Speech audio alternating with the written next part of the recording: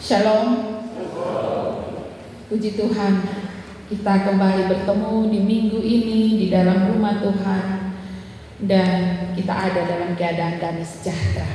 Apapun yang telah kita lewati, Tuhan menolong kita dan menghadirkan damai sejahtera dalam hidup kita. Kita bisa tidur enak tadi malam, betul kok? Ada yang tadi malam gelisah kok. Kita dapat tidur nyenyak, itu adalah kemurahan Tuhan. Saudara-saudaraku yang kekasih dalam kasih Tuhan kita Yesus Kristus, hari ini pemberitaan firman Tuhan ini kita diperhadapkan dengan seorang tokoh yang hebat dan luar biasa, dan kita mau belajar darinya. Orang itu ialah Raja Daud. Mazmur 145 ini disebut sebagai mazmur yang total di dalam pengucapan syukur. Jadi Daud mengucap syukur dengan sungguh-sungguh luar biasa. Ya. Ayat 1 sampai ayatnya yang ke-7, Daud bilang pada dirinya sendiri. Dia mengingatkan dirinya sendiri tentang kebaikan dan kemurahan Tuhan. Jadi ayat 1 sampai 7 ini berisi kesaksian pribadi. Ya, dia berbicara kepada dirinya sendiri bagaimana Tuhan itu begitu baik. Ia hanyalah seorang penggembala domba yang masih remaja, tapi Tuhan pakai hidupnya sampai ia menjadi seorang raja yang tidak terkalahkan. Karena itu dia mau mengingatkan dirinya sendiri bahwa Tuhan itu terlalu baik bagi hidupnya. Sedangkan ayat 8 sampai ayat 20, Daud menyampaikan kepada semua umat, semua orang, bahwa perbuatan-perbuatan Allah, kebaikan-kebaikan Allah sungguh telah terjadi dalam kehidupan bersama sebagai umat Tuhan. Dan menutup mazmur ini ayat yang ke-21, ia memiliki tekad. Ayat 21 dia bilang, mulutku mengucapkan puji-pujian kepada Tuhan. Dia bertekad bahwa setiap perkataan yang keluar dari mulutnya adalah puji-pujian bagi Tuhan. Dan kemudian ia mengajak semua makhluk untuk juga memuliakan Tuhan. Saudara-saudaraku yang kekasih, Daud memulai dari dirinya. Sebelum ia meminta orang lain untuk mempermuliakan nama Tuhan, memuji-muji Tuhan, dia mulai dari dirinya sendiri. Jadi tadi saya bilang bahwa dari ayat 1 sampai 7 saya mencatat ada 9 kali dia omong pada dirinya sendiri. Dia bilang, aku hendak mengagungkan Engkau, aku hendak memuji namamu, aku hendak memuji Engkau, aku hendak memuliakan namamu, aku hendak memegahkan pekerjaanmu, aku hendak memberitakan keperkasaanmu, perbuatanmu ku nyanyikan, kebesaranmu hendak ku ceritakan, mulutku mengucapkan puji-pujian. Saudara-saudaraku yang kekasih, bayangkan, ia seperti mendoktrin dirinya sendiri. Ya, dia omong berulang-ulang pada dirinya sendiri bahwa aku hendak memuji Tuhan, aku hendak memuji Tuhan, aku hendak mempermuliakan namanya, aku harus begini dan begitu terus. Ya, dia mendoktrin dirinya setiap hari. Dan bacaan ini mengatakan bahwa kapan dia melakukannya, di sini dikatakan seterusnya dan selamanya, setiap hari. Bayangkan, jadi setiap dia buka mata dia langsung mendoktrin dirinya. Dia perkatakan pada dirinya, aku hendak memuji Tuhan, aku hendak melakukan perbuatan. Sehingga apa yang ia tanamkan dalam dirinya secara sengaja ini akan terbawa dalam kehidupannya hari itu. Ya, ketika dia bangun pagi lagi dia mendoktrin dirinya, dia mengajarkan kepada dirinya, dia mengingatkan pada dirinya bahwa hari ini aku harus memuji Tuhan, aku harus memperkatakan perbuatannya yang besar, aku harus melakukan kehendak Tuhan. Secara sengaja dia mendoktrin dirinya, dan itu terbukti dalam warna hidupnya. Ketika ia menjalani hidupnya, dia melakukan apa yang ia ajarkan pada dirinya sendiri, dan ia melakukannya tanpa henti, continue, ya, seperti minum obat. Kalau orang TBC, ya, kalau orang TBC itu minum obatnya tidak boleh langgar-langgar, lompat-lompat, itu aturan. Jadi kalau langgar dan lompat, pulang lagi, kita kembali dari nol, ya, seperti itu. Demikian juga Daud, dia mendoktrin dirinya secara kontinu, terus menerus, sampai selama-lamanya, setiap hari. Jadi tidak boleh langgar hari, ya, tidak boleh langgar hari. Dan ini akhirnya menolong dirinya. Jadi tidak ada yang namanya hari berlalu tanpa mendoktrin dirinya. Mau sibuk kok, mau santai kok, mau ada dalam kondisi suka kok, mau ada dalam kondisi duka kok, dia selalu melakukan hal ini. Dan pada akhirnya dia sadar bahwa bukan hanya dia yang bisa melakukannya. Karena itu dia mengajak orang lain.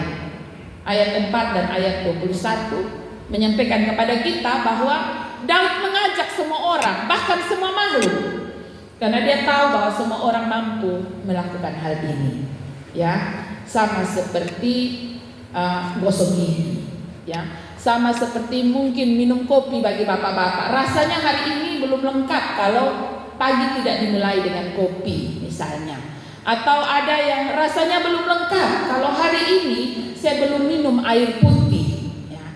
Itu sesuatu yang secara sengaja dilakukan dan akhirnya menjadi sesuatu yang selalu bisa dilakukan. Dan Daud meyakini akan hal ini, bahwa kalau ia mampu melakukannya, maka semua orang pasti mampu melakukannya. Bahkan semua makhluk bisa melakukan hal ini, yaitu menyampaikan kepada diri kita. Jadi ada orang yang bilang begini, bahwa setiap malam itu harus bilang pada diri sendiri bahwa terima kasih tubuhku, bahwa hari ini engkau menopang aku sepanjang satu hari.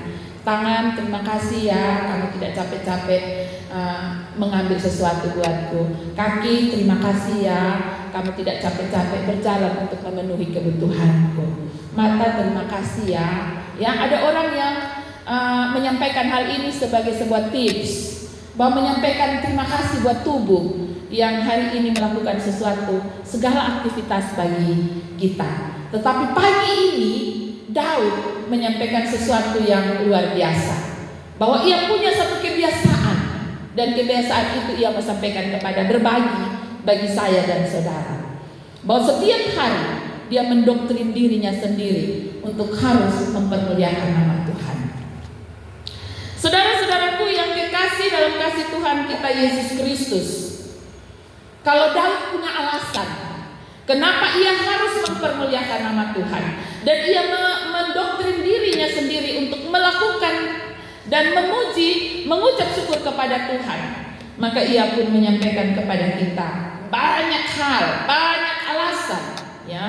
Mazmur 145 ini saya catat ada sampai 22 alasan. Ya, mungkin ada yang terlewatkan yang saya tidak catat, tetapi ada 22 alasan kenapa Daud menyerukan kepada semua manusia, demikian juga semua makhluk, untuk tidak boleh berhenti mempermuliakan nama Tuhan, untuk tidak boleh berhenti menaikkan syukur kepada Tuhan. Hal yang pertama, ada 22, ada banyak. Kebesaran Tuhan itu tidak terduga. Ayat 3. Pekerjaan dan keperkasaan Tuhan itu luar biasa. Kemuliaan Tuhan yang agung. Perbuatan-perbuatan ajaib dan dahsyat yang Tuhan buat. Ada kebajikan, ada keadilan. Tuhan itu pengasih, penyayang, panjang sabar, besar kasih setia. Ini 4 pokok saya taruh di satu angka. Jadi kalau satu-satu berarti lebih banyak lagi. Tuhan itu baik kepada semua orang. Tuhan itu penuh rahmat. Kerajaannya kekal. Ya, Tuhan itu kerajaannya kekal. Segala abad. Pemerintahannya tetap. Tuhan itu setia dalam setiap perkataannya. Dia tidak pernah ingkar janji. Tuhan itu penuh kasih setia dalam segala perbuatan. Ia penopang bagi yang jatuh, penegak bagi yang tertunduk. Ia membuka tangan dan mengenyangkan segala yang hidup. Ya. Jadi kemudian ia memberi makan pada waktunya, tidak berlebih-lebih, tapi dia kasih. Ia adil dalam segala jalannya. Penuh kasih setia dalam segala perbuatan, itu sama dengan yang bagian yang di atas. Ia dekat kepada setiap yang berseru. Ia melakukan kehendak orang yang takut akan dia. Nah ini. Ia mendengarkan teriak mereka yang minta tolong. Ia menyelamatkan mereka. Ia menjaga semua orang. Sungguh luar biasa. Kalau begitu masih ada alasan kok, sehingga kita tidak mendoktrin diri kita untuk selalu mengucap syukur kepada Tuhan. Apakah masih ada alasan untuk kita tidak mempermuliakan nama Tuhan? Ya. Daud dalam segala perkara, dalam segala yang Tuhan izinkan terjadi di dalam hidupnya, bukan ia tidak ada soal. Daud ini soal terlalu banyak. Ya. Dia pernah melakukan persinahan. Kalau mau bilang desa beres urus anak-anak, bisa juga kita bilang iya. Karena anak-anaknya son baku sayang satu dengan satu, kakak adik son baku sayang. Bahkan ada saudara yang melecehkan saudara yang lain. Ya. Bahkan ada anak yang meniduri salah satu istrinya. Ya. Banyak hal pergumulan-pergumulan dalam rumah tangga, dalam keluarga, dalam kerajaannya. Anak-anaknya memberontak, mau kudeta, mau rampas dia punya singgasana sebagai raja, kedudukan. Banyak soal. Ya. Kalau kita bilang kok memang kok dia raja, nah apa yang dia ada, semua dia ada. Betul, dia semua ada, tapi semua soal itu ada di dia. Ya. Dia juga dapat tantangan, dia juga dapat pergumulan yang sampai sedikit. Ya. Soal demi soal, ia hadapi hari lepas hari. Tetapi menghadapi semua soal itu, dia tetap terus ingatkan pada dirinya bahwa bukan saja pergumulan dan persoalan yang Tuhan izinkan terjadi dalam kehidupannya, tapi dia ingat bahwa kasih setia Tuhan itu terlalu berlimpah dalam hidupnya. Menghadapi berbagai pergumulan dan soal, Tuhan tidak pernah meninggalkannya. Tuhan selalu ada baginya. Makanya seringkali Daud menuliskan dalam Mazmur, engkaulah gunung batuku, engkaulah penjaga Israel yang tidak pernah terlelap dan tidak pernah tertidur. Mazmur 121. Mazmur 23 dia bilang, engkaulah gembalaku yang baik. Ya. Daud selalu mengakui bahwa terlepas dari berbagai pergumulan dan persoalan yang tidak berkesudahan menerpa hidupnya, Tuhan tidak pernah lepas tangan. Karena itu dia bilang, engkau mendengar teriakku minta tolong, engkau menyelamatkan aku. Banyak hal, pekerjaanmu tidak terduga. Ya. Engkau memberi hikmat kepadaku sehingga aku mampu menyelesaikan perkara-perkara yang kelihatannya sulit, tidak ada jalan keluar. Tapi ternyata ada jalan keluar, karena Tuhan melimpahkan kepadanya hikmat. Ya. Tuhan terlalu luar biasa di dalam hidupnya. Dan ia merasakan hal itu. Ia merasakan hal itu. Ia merasakan bagaimana hadirat Allah terjadi di dalam hidupnya. Karena itu dia bilang tidak ada alasan untuk tidak mengagungkan nama Tuhan di sepanjang hidupnya. Dan bukan hanya Daud.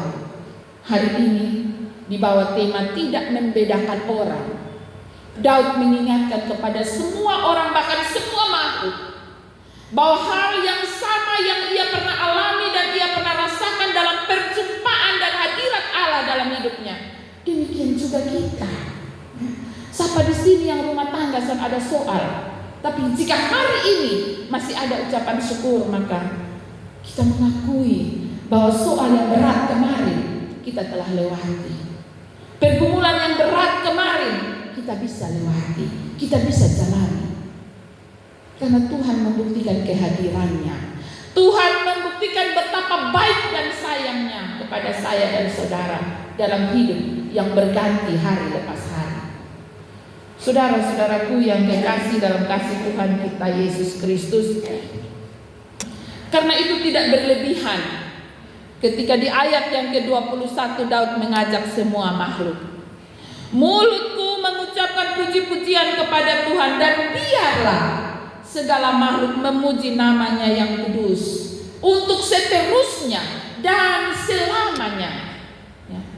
Bahkan menjelang menutup mata, ya. Bahkan ketika ia ditegur oleh Tuhan beberapa kali oleh para nabi, lu salah, lu nanti akan dapat ini. Dia bilang terima kasih, tidak apa-apa, Tuhan baik.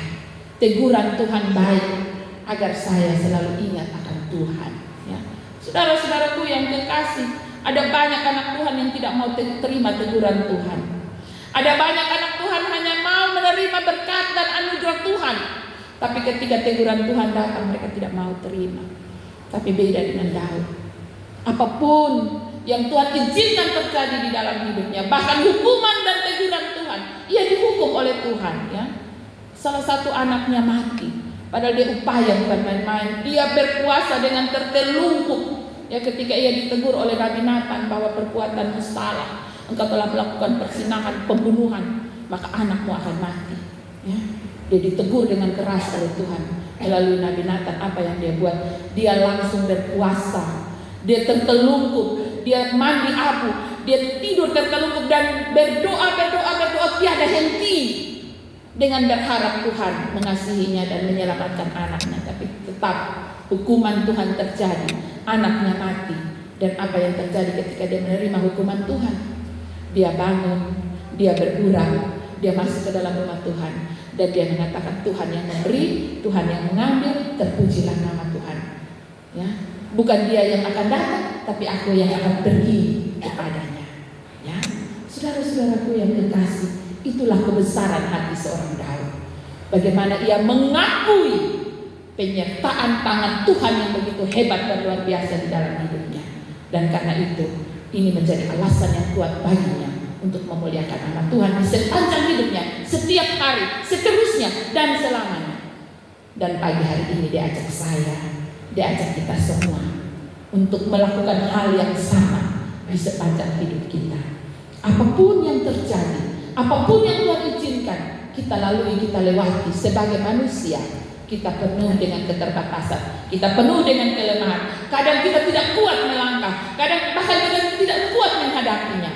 Tapi dia mengingatkan saya dan saudara, Tuhan mendengar teriakan minta tolong.